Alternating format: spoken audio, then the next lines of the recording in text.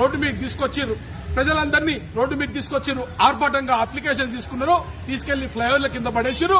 ఈ రోజు అనేక మందికి ఇంకా ఆన్లైన్ లో వాళ్ళ డేటా కనిపిస్తలేదు, వాళ్ళకి స్కీములు వస్తలేవు. మళ్ళా వాటిని లక్షల రూపాయలు ఖర్చు పెట్టి మేము స్కాన్ చేయించి ఆన్లైన్ లో అప్లోడ్ చేస్తామని చెప్పారు.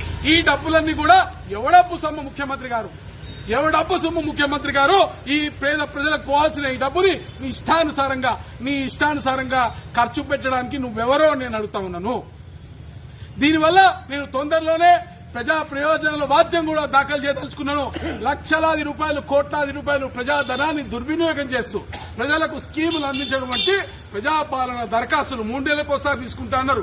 9 నెలలైంది, మళ్ళా సెకండ్ వీక్ తీసుకోలేదు. పోయి రిప్రజెంటేషన్ ఇచ్చినప్పటికీ కూడా పాత డేటాని కరెక్షన్ చేసేటువంటి పరిస్థితి కూడా ఈ రోజు లేదంటే దీనికి బాధ్యత ఈ రాష్ట్ర ప్రభుత్వం అంతా కాదా? ఈ ప్రభుత్వానికి ఏ ఒక్క పాలసీలో క్లారిటీ లేదనడానికి ఇది నిదర్శనం కాదా?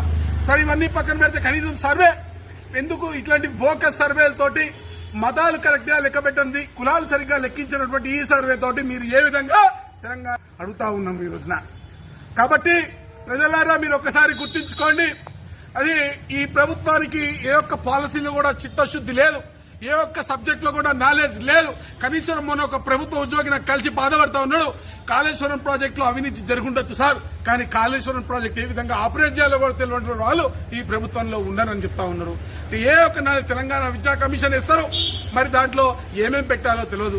స్టేట్ డిజాస్టర్ రికవరీ ఫోర్స్ పెడతారు, ఏం పెట్టాలో తెలియదు. హైడ్రా పేరుతోటి ఒక విధ్వంసాన్ని సృష్టిస్తారు, ప్రజలను భయభ్రాంతులకు గురి చేస్తారు, దాంట్లో డిజాస్టర్ రెస్పాన్స్ తీసుకొచ్చి పెట్టి మళ్ళా లోకల్ బాడీస్ నిర్వీర్యం చేస్తారు. అంటే అసలు మూసీ గాని, హైడ్రా గాని, తెలంగాణ విద్యా కమిషన్ గాని, ఎస్సీఆర్ఎఫ్ గాని ఏ ఒక్క దాంట్లో అయినా ఈ ప్రభుత్వానికి చిత్తశుద్ది ఉందా? ఒకవైపు ఫార్మాసిటీని మేము ఇక్కడ ఎంకరేజ్ పంపించేస్తున్నామంటారు, ఐటీ కంపెనీలను తీసుకొచ్చేటువంటి సత్తా మీకు లేదు. మరి ఇంగ్లీష్ మాట్లాడుతూ నేను ఐటీ మినిస్టర్ అని పెద్దమని అంటాడు, మరి ఇంగ్లీష్ మాట్లాడినోడు ఐటీ కంపెనీలో పోయి ఏ విధంగా మరి సాఫ్ట్వేర్, హార్డ్వేర్, కోడింగ్ అంటే కనీసం టెస్టింగ్ అంటే తెలిసినోడన్నా ఐటీ మినిస్టర్ ఉండాలిగా, అది కూడా తెలియని ఏ విధమైనటువంటి ప్రాజెక్టులు ఈ రాష్ట్రానికి తీసుకొచ్చేటువంటి అవకాశాలు ఉంటాయి. మీరు ఆలోచన చేయాలి. ప్రజల పూర్తిగా ఈ తెలంగాణ ఆర్థికమైనటువంటి విధ్వంసానికి గురైతుంది.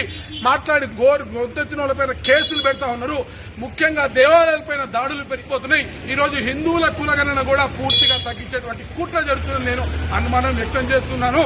దీనిపైన వెంటనే మరి ప్రభుత్వం వెంటనే ఒక వివరణ ఇవ్వాల్సిన అవసరం ఉంది. ఒక బుక్ లో ఒక రకంగా, మరో బుక్ లో మరో రకంగా ఉండి మీరు పొరపాటు తప్పుగా ఇచ్చారని చెప్పడానికి వీల్లేదు. ఎందుకంటే నేను ఫీల్డ్ లో ఉన్నటువంటి ఏజెంట్ల దగ్గర తీసుకున్నటువంటి బుక్కులు ఏ విధంగా తప్పైతాయి. ఒక సర్వే చేస్తున్న వ్యక్తి ఒక బుక్ ఫాలో అవుతున్నాడు, ఇంకో సర్వే చేస్తున్న వ్యక్తి ఇంకో బుక్ ఫాలో అవుతున్నాడు. ఇంత తప్పును దొల్లుతున్న తర్వాత ఈ సర్వేకి క్రెడిబిలిటీ ఏంటి? కాబట్టి ఈ రాష్ట్ర ప్రభుత్వం నేను డిమాండ్ చేస్తున్నా, ఇప్పటికైనా కళ్లు తెరవండి. ప్రజలు ఏవైతే ఆకాంక్షలు పెట్టుకొని మిమ్మల్ని గెలిపించారో ఆ ఆకాంక్షల పైన మీరు నడవాల్సిన అవసరం ఉంది. మా పైన కక్ష సాధింపు కాదు, హిందువులని మాట్లాడితే కేసులు పెట్టడం కాదు, అటెంప్ట్ టు మర్డర్ కేసులు పెట్టి జైల్లోకి పంపించడం కాదు. మీకు చేతనైతే తెలంగాణ ప్రజలకు న్యాయం చేయాలని డిమాండ్ చేస్తూ భారత్ మాతకి జై.